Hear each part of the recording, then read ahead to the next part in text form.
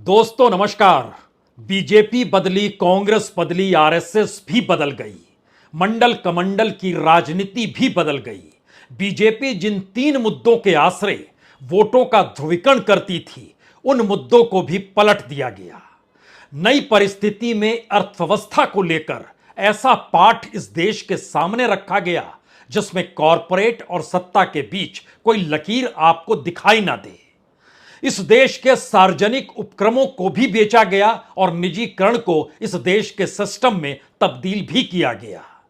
इस देश की करेंसी तक पर कब्जा किया गया। इस देश के संस्थानों को भी रेंगने के लिए मजबूर कर दिया गया। और इस देश में क्या मीडिया की पहचान जो फोर्थ पिलर के तौर पर कभी कही जाती थी, वो रेंगने नहीं लगी, वो गायब हो गई। यह कौन सी परिस्थिति बीते 9 बरस में एक शख्स ने इस देश की सियासत की जिस इबारत को लिखा, ऐसी इबारत इससे पहले कोई भी सत्ता लिख नहीं पाई। तो क्या 9 बरस के भीतर जो कुछ हुआ, 10वें बरस में वह सब कुछ पलट जाएगा या 10वें बरस में वह खुद बदल जाएगा? यह एक ऐसी लकीर है जिसमें 10वें बरस में प्रवेश करते वक्त बीते 9 बरस का कच्चा चिट्ठा आपको याद रखना होगा। और याद रखने की जरूरत इसलिए है क्योंकि इस देश का सोशल बेस उलट चुका है। इस देश की इकोनॉमी पलट चुकी है। इस देश के भीतर में सामाजिक, आर्थिक, राजनीतिक परिस्थितियों में कुछ सियासत की ऐसी सोंधी महक आ गई है कि बिना उसके आप कुछ सोच ही नहीं सकते हैं। यूनिवर्सिटी के भीतर भी परिवर्तन की स्थिति आ गई। वाइस चांसलर हो या बड़े बड़े इंस्टीट्यूट में नियुक्त होने वाले प्रोफेसर्स हों, इन तमाम परिस्थितियों में कहीं आपको आरएसएस की महक नजर आएगी या फिर इस दौर में हिंदुस्तान से बाहर जाता हुआ इंटेलेक्चुअल क्लास नजर आएगा। इस देश के भीतर में धंधा करने वाले, बिजनेस करने वाले इस देश को छोड़कर बाहर जाते हुए की कतार लंबी दर लंबी नजर आएगी। और इसी दौर में आप यह भी देखेंगे कि जो आंकड़े सत्ता दिखा रही है वैसा 75 बरस में यकीनी तौर पर कभी नहीं हुआ। लेकिन जो दिखाया जा रहा है और जो सच है, इन दोनों के बीच आज खड़े हो जाइए और इन 9 बरसों के 9 सवाल नहीं बल्कि 9 जवाबों के आश्रय उन परिस्थितियों को टटोलिए। क्या भारत के भीतर का वह ताना बाना जो संविधान के आश्रय बुना गया था, कहीं उसे भी तोड़ तो नहीं दिया गया है? और एक नई परिस्थिति इस देश के सामने राजदंड के आश्रय आकर खड़ी हो गई है। कल तक संविधान ही राजदंड था, मौजूदा वक्त में एक नया राजदंड हमारे और आपके सामने आकर बिल्कुल नई संसद भवन के आश्रय खड़ा हो गया है। ये सारी नई परिस्थितियों के भीतर आज एक एक मुद्दों के सहारे जरा चलने की कोशिश कीजिए। इसलिए जरूरी है क्योंकि आपको यह याद रखना जरूरी है कि अब 10वें बरस में प्रवेश कर चुके हैं। 26 मई 2014 पहली बार इस देश का कोई प्रधानमंत्री शपथ ले रहा था तो तमाम पड़ोसी देशों के राष्ट्राध्यक्षों की मौजूदगी थी। एहसास यही हो चला था कि सबके साथ रिश्ते बेहतर होंगे, लेकिन गुटनिरपेक्ष आंदोलन खत्म हो गया और जो सार्क देशों को बुलाया गया था उसकी भी बैठकें खत्म हो गई, थम सी गई।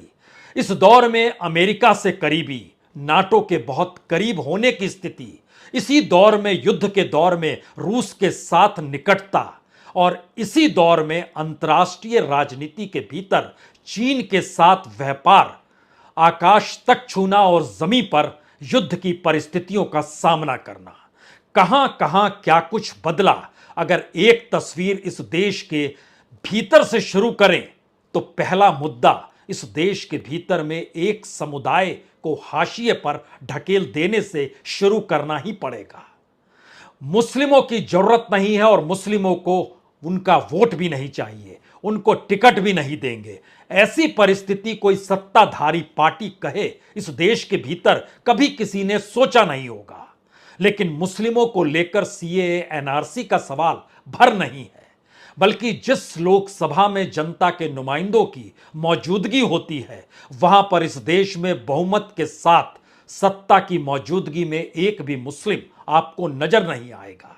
जबकि इस देश की 101 लोकसभा की सीट ऐसी है जहां पर मुस्लिमों का प्रभाव है और आप कल्पना कीजिए कि उसकी जरूरत नहीं है। इस पहले मुद्दे के अक्स तले यह भी समझिए कि 14 लोकसभा की सीट इस देश में ऐसी है जहां पर मुस्लिमों की मेजॉरिटी है। उसमें असम की 4 सीट, बंगाल की 3 सीट, कश्मीर की 3 सीट, केरल की 2 सीट, बिहार की 1 सीट है। इसके बाद 13 लोकसभा की सीट ऐसी है जहां 40% से ज्यादा मुस्लिम वोटर मौजूद है, लेकिन हमें जरूरत नहीं है।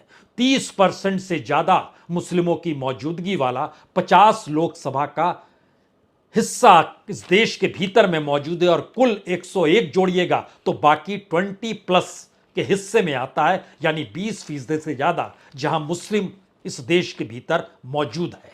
लेकिन हमें इसकी जरूरत नहीं है। इस 9 बरस का पहला पाठ इस देश के भीतर के एक हिस्से को अलग थलग करके देखने के नए तरीके से सोच को समाज के भीतर पैदा किया गया। दूसरी परिस्थिति इस देश के वोट बैंक के तौर पर उभरी।